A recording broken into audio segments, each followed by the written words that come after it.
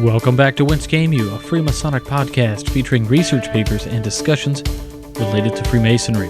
I'm your host, Brother Robert Johnson. This is episode 199. In the news this week, we have very little going on outside of the fact that we are 1 week away from our 200th episode. I don't have much planned for the spectacular event outside of some really cool segments, perhaps. Hopefully we can have a bunch of you guys come on the show and give shout-outs to your lodges, things like that. So if you're interested in that, shoot me an email, wcypodcast@gmail.com. If you want to just record the audio and shoot that over to me, that works too. This week we've got a great show for you. I have Brother Mike Toth from the Valley of Chicago, as well as a past master of Oriental Lodge in Chicago. He is the producer behind the new Masonic television series and the campaign on Indigogo to bring this to light. They're trying to raise $300,000 to get the ball rolling to produce this first pilot. Now, we all know a pilot doesn't cost just $300,000. They're more along the lines of $7 to $8 million,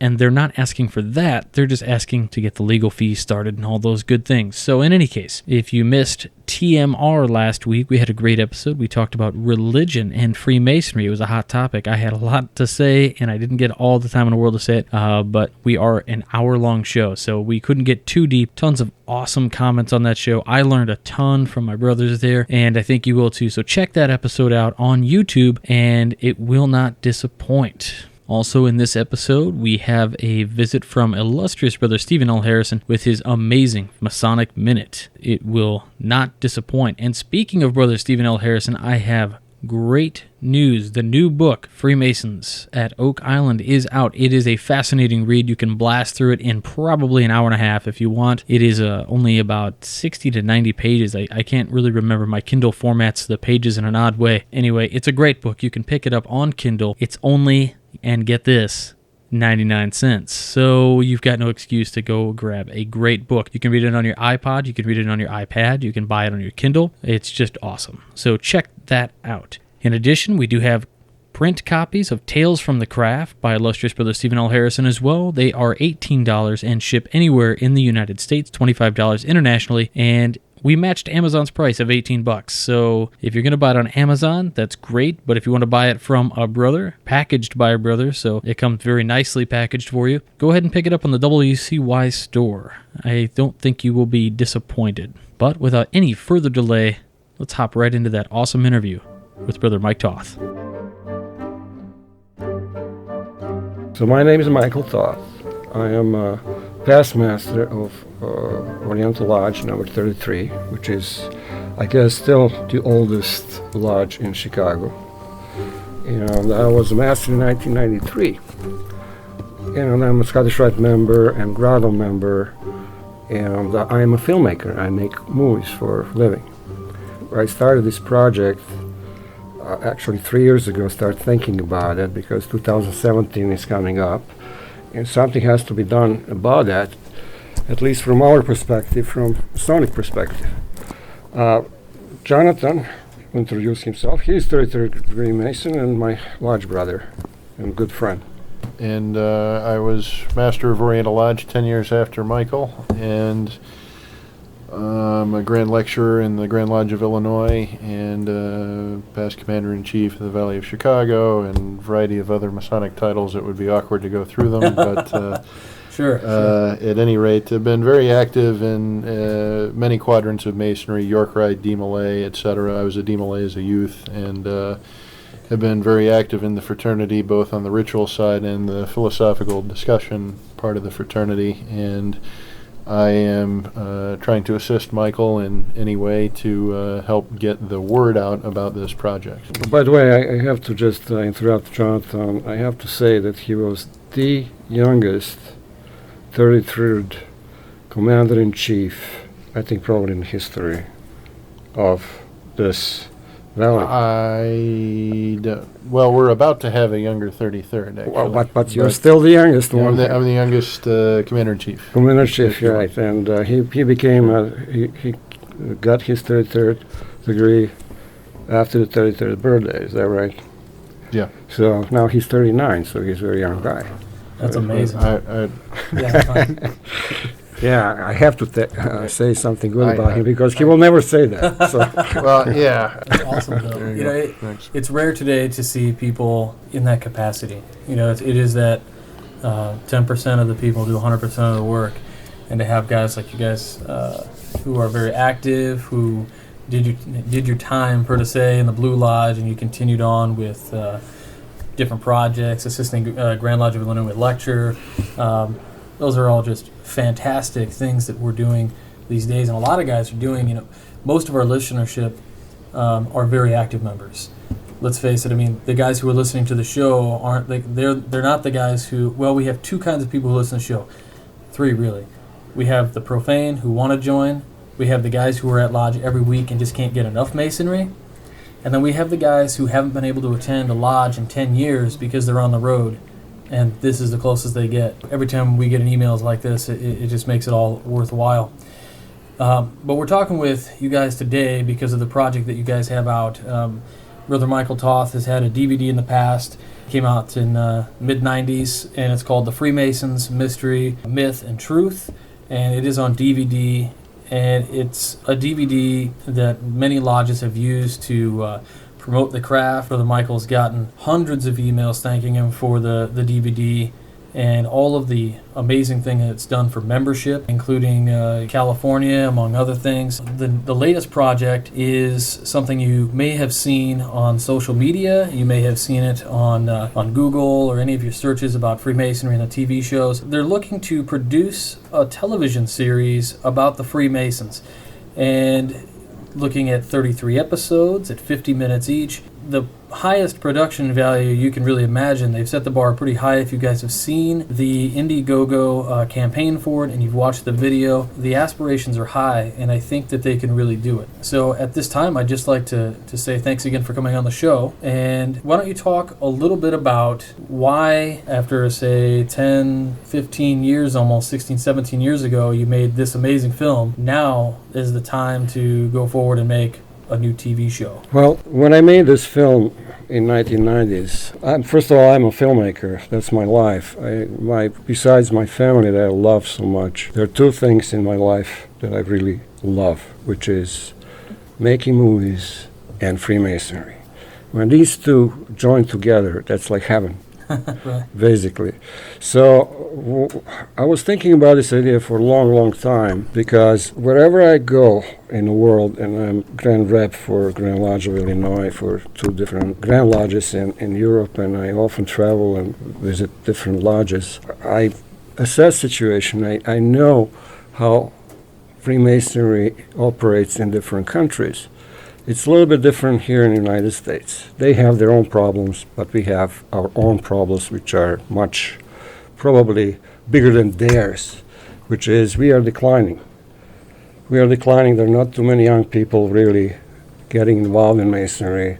If we don't do something in the next 10, 15, 20, 30 years, we are going to be very small and insignificant in the society that we live in.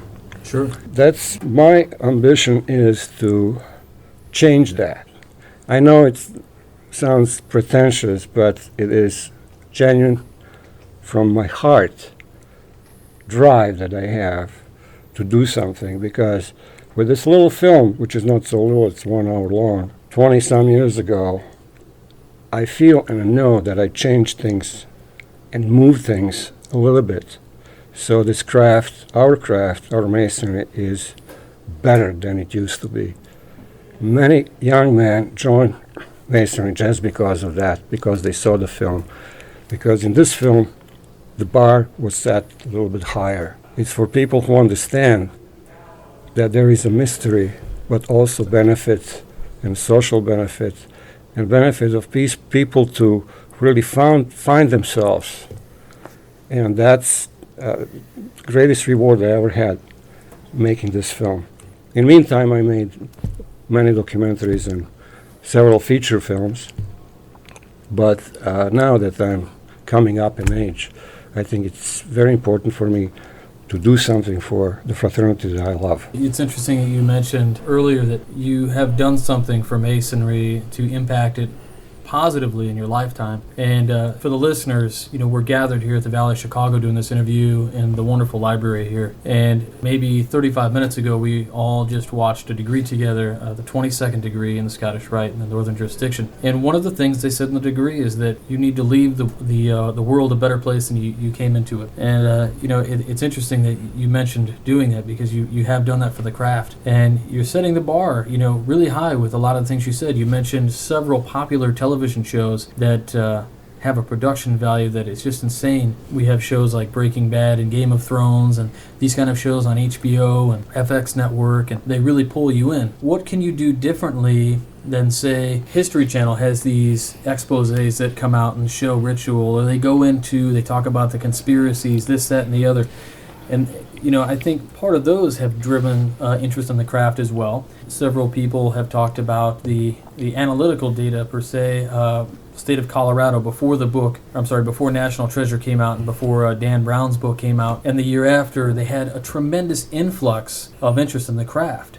And this is with just a tidbit of Masonic influence in these things. With something as large as 33 50-minute episodes with this kind of production value, if you guys pull this off, it's going to be huge. Well, that's the hope, and it's not going to be a systematic treatment of every corner of Freemasonry. It's going to be a dramatic, fictional show following the generations of a prestigious Masonic family that has belonged for several generations in the craft, and occasionally you'll get a peek at different aspects of Masonry that are relevant to the overall arc of the show and the series over the course of the 3 seasons. So the hope is that this will help build a positive image for the craft and increase understanding of the universal teachings of Freemasonry, as well as not violate anyone's obligation. There's not going to be any secrets in this. There's not going to be any inviolable aspects of the craft depicted in it. This will just be showing the principles and some of the traditional philosophical symbols and emblems of the fraternity.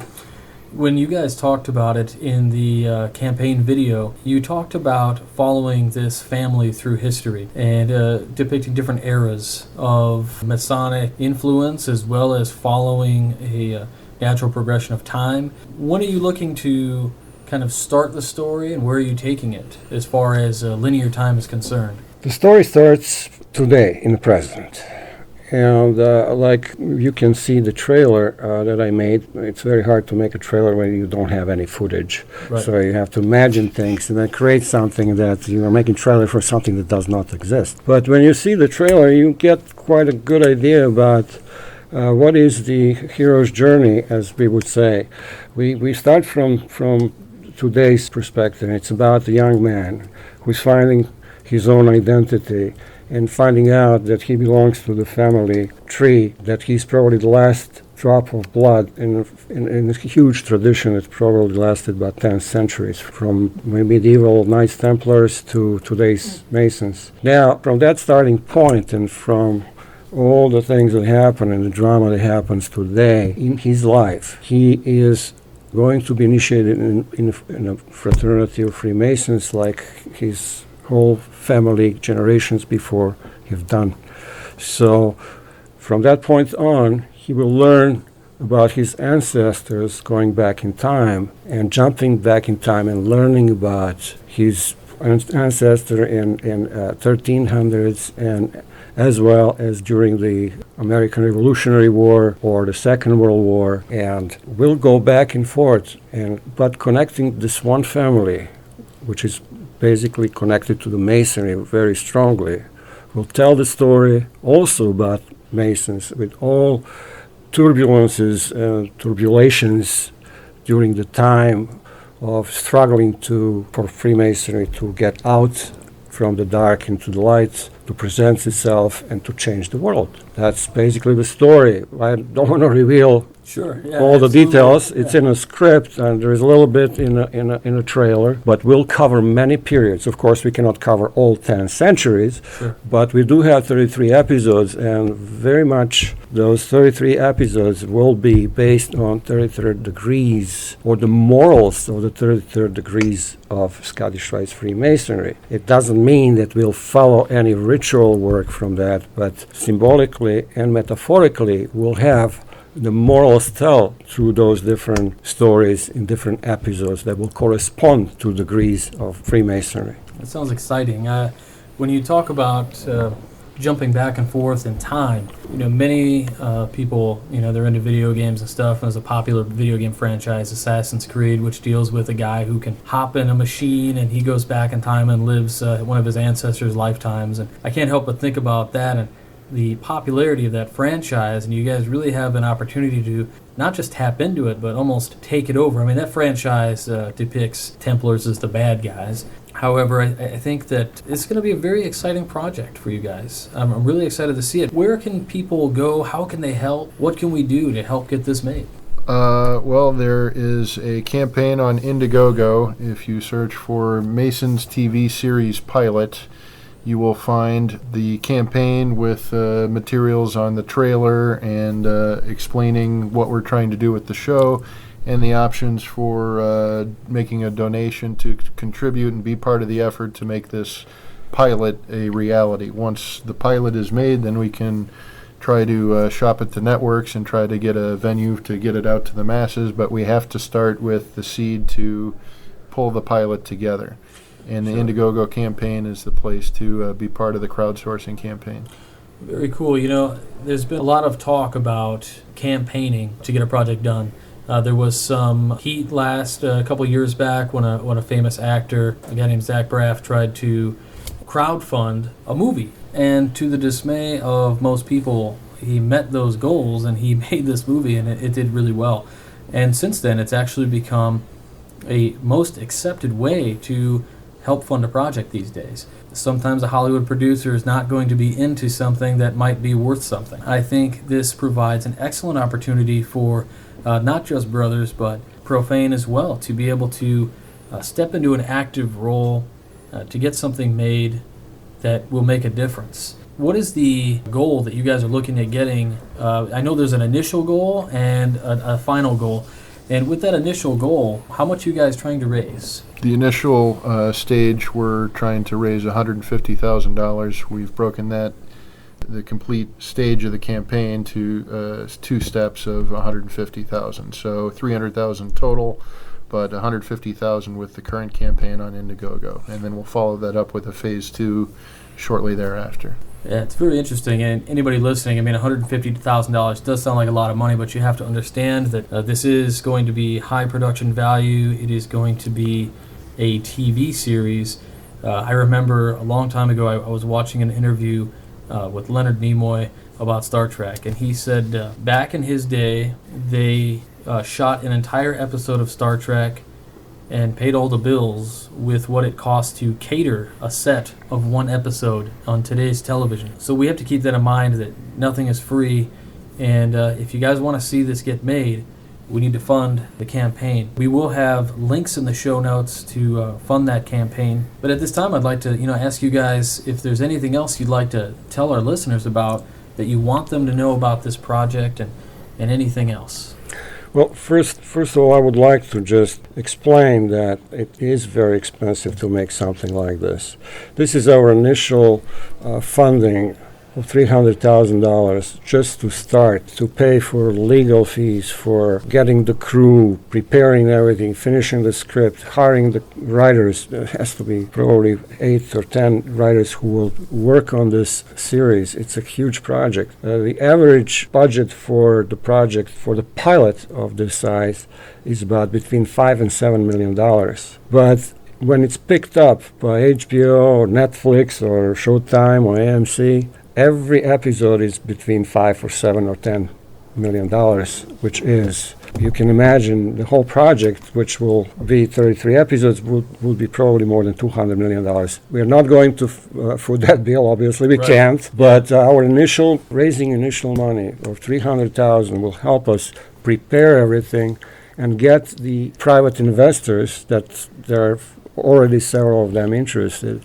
But the most important point is that we need to be independent. We cannot get this project go away to some Hollywood company that they will do whatever they want to do with this and dumb it down and make it simplistic and make us bad. Or sensationalize it. Yeah. That's the whole point of making this, because we can control what we say and make it extremely exciting and very popular and entertaining at the same time. So, I mean, essentially, you're talking about a real for Masons, by Masons kind of thing, without having it's for Masons, by Masons, but the way you guys are going at it, I mean, it's really going to not just attract Masons. I think you guys are going to see lots of interest.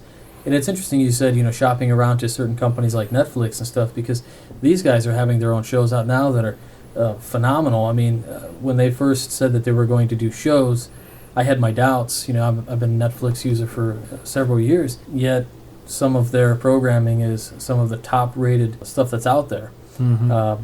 Interesting. I really think you guys have something with this. People that are considering becoming part of the campaign, we also want to make sure they understand they can be part of the effort of the direction this series could take.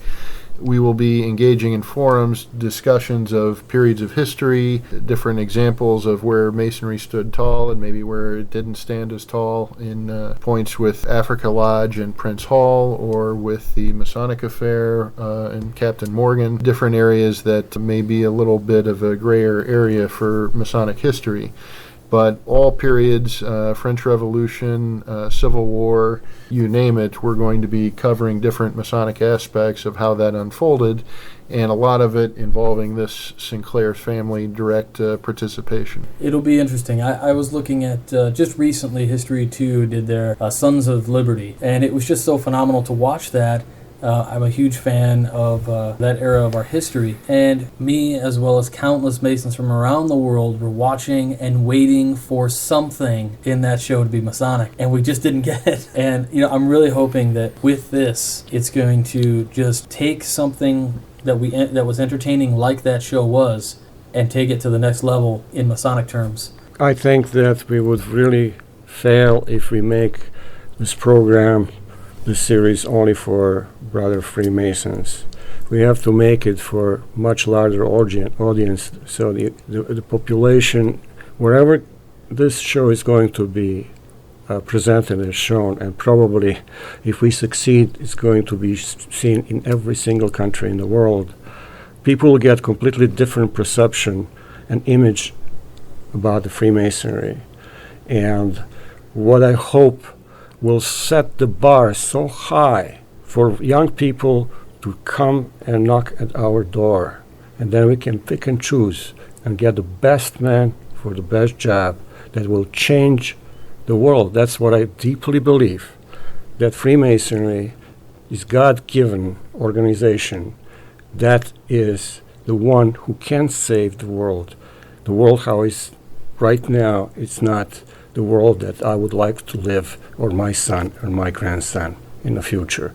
And I think Masonry is the most important part. And like I say, non-governmental organization, the biggest ever made, who might change things around. And that's my deepest goal and my greatest ideal. Well, I have to say, I have to thank you so much. It's very touching, your words about the craft. Thank you so much, Michael and John, for being on the show today. I can't thank you enough. Thank you. Thank you.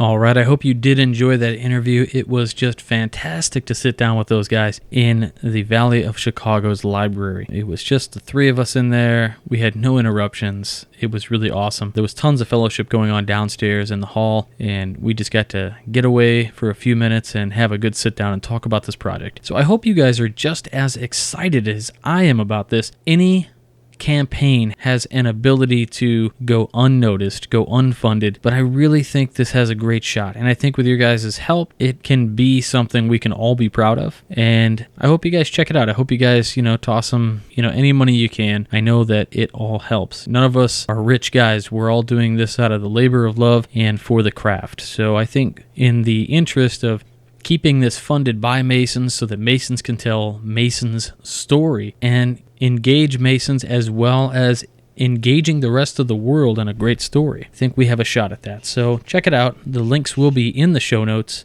And with that, we're going to move right along to the ways to support the show. So how do you support the show? Well, of course, we have the apps. Or rather, we had the apps. Now, because of your continued support, we're able to offer the app for free. So if you want to get the application for your mobile device, just head on over to the Podcast Source application, download that, and search Whence Came You. You'll have access to all of the bonus features, including the papers that we read on the show, as well as a Masonic wallpaper for your mobile device. Other ways to support the show, now that we have that out of the way, we offer our WCY lapel pins, which just say Whence Came You. They are non-show branded. They're a really nice Masonic pin that we've done here, thanks to Brother Jason Richards and Brother Juan Sepulveda. They designed the pin for us, and I think it is fantastic. We're getting great reviews on the pins, and that same design is featured on our cufflinks, on our tie bars, and yes, our money clips, and those are extremely limited, so do check those out on the WCY podcast store. We also have our campaign style button pins and our direct donations, so you can just choose to donate $1 or $2 or a reoccurring amount if you'd like. Any donations we get go right into the production of this show. They stay in that account, and the people who host the audio files just debit that account. So this is its self-running machine, and this is how we keep it going. If you'd like to do some shopping, you can check out one of 3 or all 3, either onit.com, and check out some great healthy living supplements, things like Alpha Brain, which is my personal favorite. You can check out freemasonryart.com, where Brother Juan Sepulveda has released some great artworks, and you can check out freemasontees.com, where you can find some of the most original t-shirt designs out there, for Masons that is. And now we're going to go right into illustrious Brother Stephen L. Harrison and the Masonic Minute.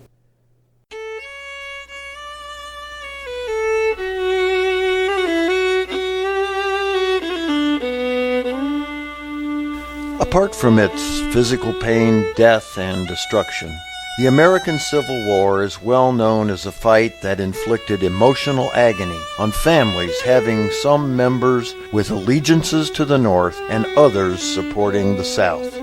Historians often note it was a war where brother fought brother. In even more cases, it was a war where Masonic brother fought against Masonic brother. Stories abound about Freemasons who fought brutal battles against one another one day and then met together in brotherhood under a flag of truce the next. There are, in fact, so many accounts of Masonic brotherly love during the Civil War that Brother Michael Halloran has written a book about them entitled The Better Angels of Our Nature. Seeing this kind of brotherly bonding was the sole factor behind President William McKinley's decision to join the craft. The Friend-to-Friend Masonic Memorial in the Gettysburg National Cemetery depicts a scene where the mortally wounded Confederate General Lewis Armistead entrusts his personal effects to Union Captain Henry H. Bingham, knowing him to be a brother Freemason. The oldest Masonic building in the U.S. stands today in Richmond, Virginia, only because a Union general ordered his own troops not to destroy it. And the Union General Thomas Hart Benton, former Grand Master of Iowa, ordered his troops to surround and protect Albert Pike's southern estate and its precious Masonic library. It is not surprising, then, to learn that just after the end of the Civil War, on April 17, 1865, Union and Confederate Freemasons met together at Hiram Lodge 40 in Raleigh, North Carolina. Worshipful Master John Nichols, who later became a U.S. Congressman, opened the lodge and was presiding when members heard an alarm at the outer door. The Tyler entered and announced a courier had just brought news of the assassination of Abraham Lincoln. Even with the war over, brothers realized this could cause trouble, and they all rushed out without closing the lodge. Hiram Lodge 40 remained open for exactly 50 years until April 17, 1915, the 50th anniversary of that auspicious meeting, when members gathered to commemorate the event and formally close the lodge.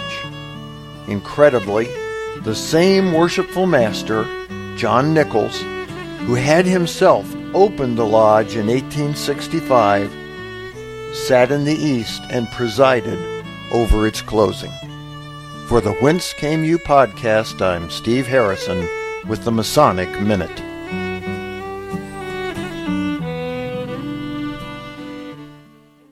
All right, let's hear it for Brother Stephen L. Harrison and the Masonic Minute. If you enjoyed that, I would definitely recommend checking out the YouTube channel for WCY Podcast. We do have the Masonic Minute set up there as a bi-monthly release where there is video to accompany the audio. So the short Masonic videos, just a couple minutes long there for you, and those come out every time the episode comes out. So at 9:30 on Sunday nights, the new video goes live as well as the podcast. So if you're just into that and maybe you don't want to catch the podcast this week or for whatever reason, you can just check out those videos, and I would check them out anyway because Brother Stephen L. Harrison puts a lot of work into them, and it is nice to see some visuals to go along with the awesome commentary. So again, many thanks to Brother Stephen L. Harrison, and if you enjoyed that, I know you will enjoy Tales from the Craft. So go pick that up, and again, that 99-cent Kindle book, Freemasons at Oak Island, is pretty awesome. And so now we're going to go into the famous Freemason of the week.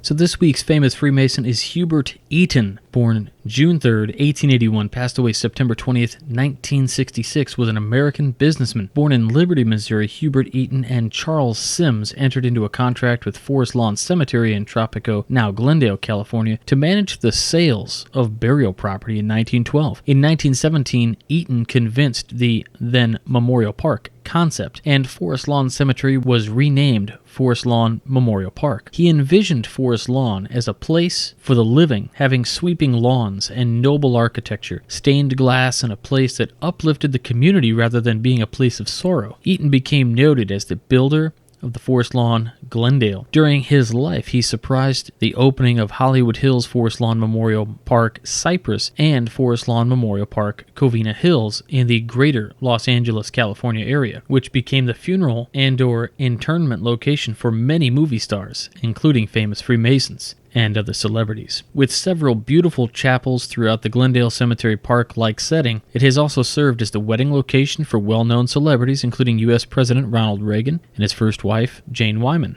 Eaton's international connections enabled him to attract an incredible number of important artworks to his memorial parks. He was well known around the world as a collector and was respected at the highest levels of many governments. Upon his death in 1966, Eaton was entombed in the Memorial Court of Honor in the Great Mausoleum in his Glendale Cemetery. His friend Walt Disney himself, too ill to attend, was an honorary pallbearer at Eaton's funeral. Disney would die weeks later and was cremated and interred at Glendale. Brother Eaton was also a chemist, and he was a member of Euclid Lodge number 58, Great Falls, Montana.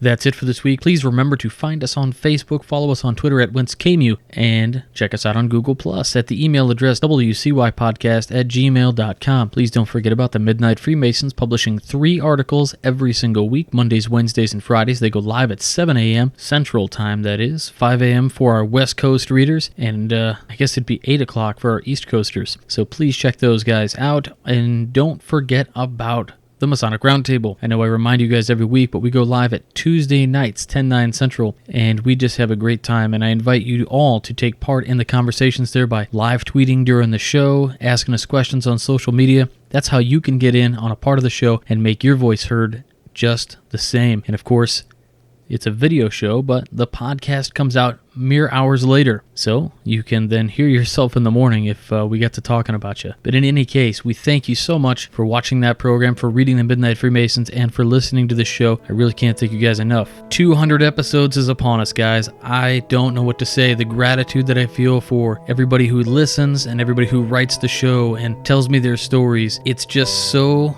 humbling, and I, again, have no words for the gratitude that I have for you guys. It's just huge, because without Masonry, I wouldn't be here. Without my mentors, I wouldn't be here. And without you guys, I wouldn't be doing this week after week after week. I had no intention of doing this week after week after week when I first started, but the downloads were happening. I saw the need for something like this after some of our brothers had stopped doing their podcasts, and we needed something. So I thank you for sticking with us through thick and thin, through the ups and downs of the volume changes, through the many different iterations of the show. Thank you so much, because you guys make it what it is today. Again, thank you. Until next week, guys, stay on the level. For Whence Came You, I'm Robert Johnson.